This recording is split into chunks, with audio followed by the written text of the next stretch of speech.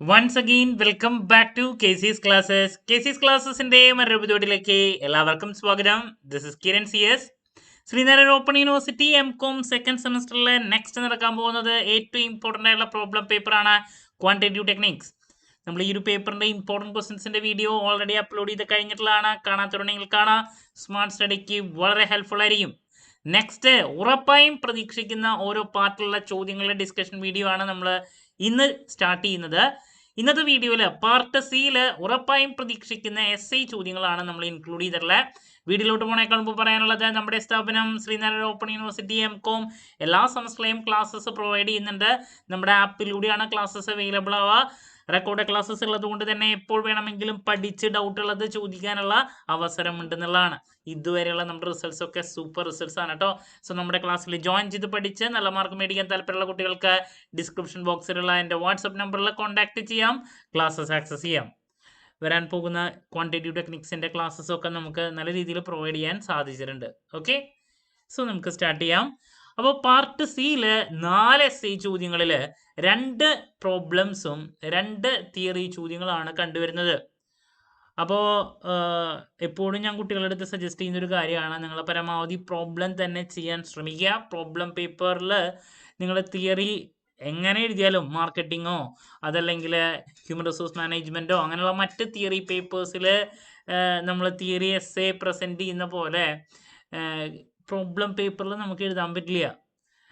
അതിന് ആ correct points നമുക്ക് അതുപോലെ തന്നെ എഴുതി വയ്ക്കാനേ സാധിക്കുള്ളൂ.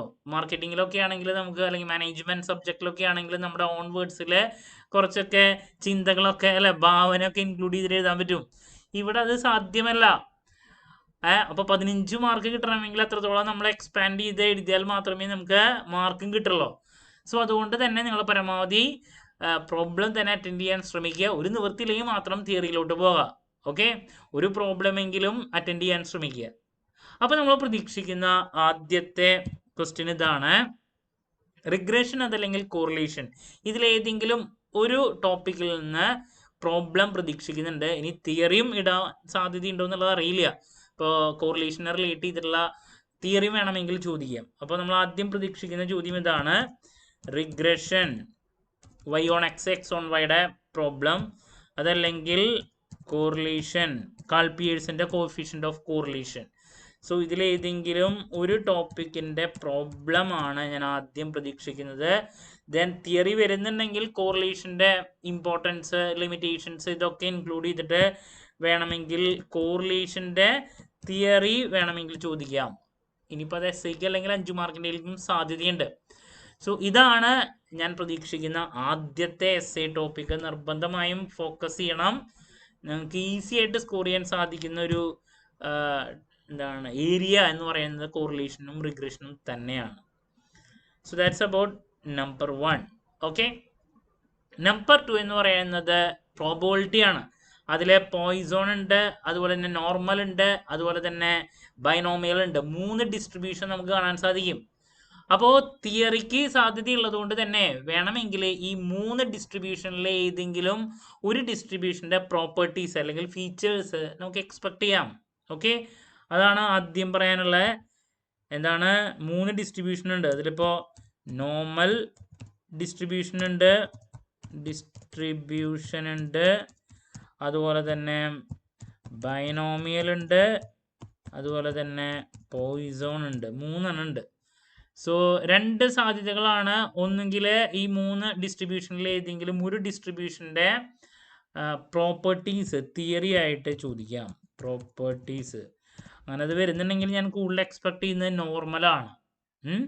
ഇനിയിപ്പോൾ അതല്ലെങ്കിൽ ഇതിൻ്റെ ഫിറ്റിംഗ് പ്രോബ്ലമായിട്ട് അതായിരിക്കാം ചിലപ്പോൾ വരിക. കഴിഞ്ഞ പ്രാവശ്യം വന്നിട്ടുണ്ടായിരുന്നത് ഫിറ്റിംഗ് ആണ്, അത് ബൈനോമിയൽ ഡിസ്ട്രിബ്യൂഷൻ്റെ ഫിറ്റിംഗ് ആണ്. അപ്പോൾ ഇപ്രാവശ്യം ഫിറ്റിംഗ് തന്നെ പ്രോബ്ലമായിട്ട് ഇടോ അതല്ലെങ്കിൽ അതിന് പകരം ഒരു തിയറി ഇടോ എന്നുള്ളത് നമുക്കറിയില്ല. നമ്മൾ പ്രതീക്ഷിക്കുന്നത് ഈ 3 ഡിസ്ട്രിബ്യൂഷനിൽ ഏതെങ്കിലും ഒരു ഡിസ്ട്രിബ്യൂഷൻ്റെ ഫിറ്റിങ്ങോ അതല്ലെങ്കിൽ അതിൻ്റെ പ്രോപ്പർട്ടീസ് അല്ലെങ്കിൽ ഫീച്ചേഴ്സ് എന്ന് പറയുന്നത് തിയറി ആയിട്ട് ഈ 2 സാധ്യതകളാണ് വരുന്നത്. സോ നോർമൽ ഡിസ്ട്രിബ്യൂഷൻ്റെയോ പോയിസോണിൻ്റെയോ പ്രോപ്പർട്ടീസോ, അതല്ലെങ്കിൽ ഞാൻ പ്രതീക്ഷിക്കുന്നത് നോർമലിൻ്റെയോ അതല്ലെങ്കിൽ പോയിസോണിൻ്റെയോ ഫിറ്റിംഗ്. ഇതാണ് ഞാൻ ഇപ്രാവശ്യം മെയിനായിട്ട് എക്സ്പെക്ട് ചെയ്യുന്നത്. ഓക്കെ, സോ ഇതാണ് മറ്റൊരു സജഷൻ. മൂവിങ് ടു നമ്പർ 3, മൂന്നാമതായിട്ട് സജസ്റ്റ് ചെയ്യാനുള്ളത് ഒരു തിയറി ചോദ്യം എന്ന് പറയുന്നത് block number 4 SQC objectives of statistical quality control ആണ്. SQC എന്താണ്, അതിൻ്റെ ഒബ്ജക്റ്റീവ്സ് ഒരു essay ടോപ്പിക്കായിട്ട് പ്രതീക്ഷിക്കുന്നു. ഇതാണ് എക്സ്പെക്ട് ചെയ്യുന്നത്. വേണമെങ്കിൽ നിങ്ങൾക്കൊരു സജഷൻ കൂടി വേണമെങ്കിൽ തരാനുള്ളത്, അത് ചിലപ്പോൾ 5 മാർക്കിലേക്കും വരാം. ബ്ലോക്ക് നമ്പർ 4 മറ്റൊരു ടോപ്പിക്കാണ് കൺട്രോൾ ചാർട്ട്സ്. ചിലപ്പോഴാണ് വരാൻ സാധ്യതയുള്ളൂ. കൺട്രോൾ ചാർട്ട്സ് എന്താണ് അതിൻ്റെ സ്റ്റെപ്സ്, മറ്റൊരു തിയറി ചോദ്യം. കൂടുതൽ എക്സ്പെക്ട് ചെയ്യുന്ന SQCൻ്റെ ഒബ്ജക്റ്റീവ്സ് ആണ് കേട്ടോ.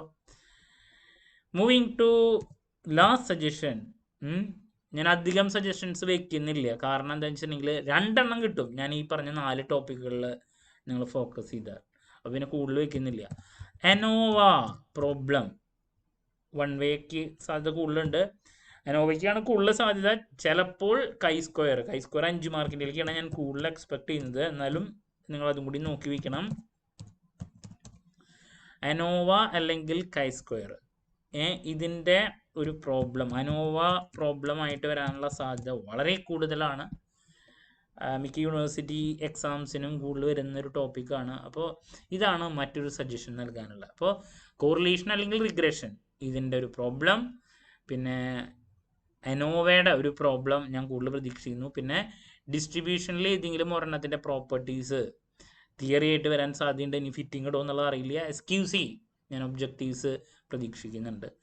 അപ്പോൾ ഇതാണ് essayക്ക് എൻ്റെ ഭാഗത്തുനിന്നുള്ള സജഷൻസ്. എന്തായാലും 4 എണ്ണത്തിൽ 2 പ്രോബ്ലം 2 തിയറിയും പറഞ്ഞു. അപ്പോൾ 2 ചോദ്യങ്ങൾ എന്തായാലും നിങ്ങൾക്ക് ഇതിൽ നിന്ന് ലഭിച്ചിരിക്കും. ഓക്കെ, ക്ലാരിറ്റി കിട്ടിയെന്ന് പ്രതീക്ഷിക്കുന്നു. എന്ത് ഡൗട്ട് ഉണ്ടെങ്കിലും കമൻറ്റ് ചെയ്യാതിനുള്ള മറുപടി ഞാൻ വീഡിയോസിലൂടെ നൽകുന്നതായിരിക്കും. മറ്റൊരു വീഡിയോയുമായി വീണ്ടും കാണാമെന്നുള്ള പ്രതീക്ഷയോടെ നിർത്തുന്നു. This is Kiran CS signing off. Have a nice day. Thank U.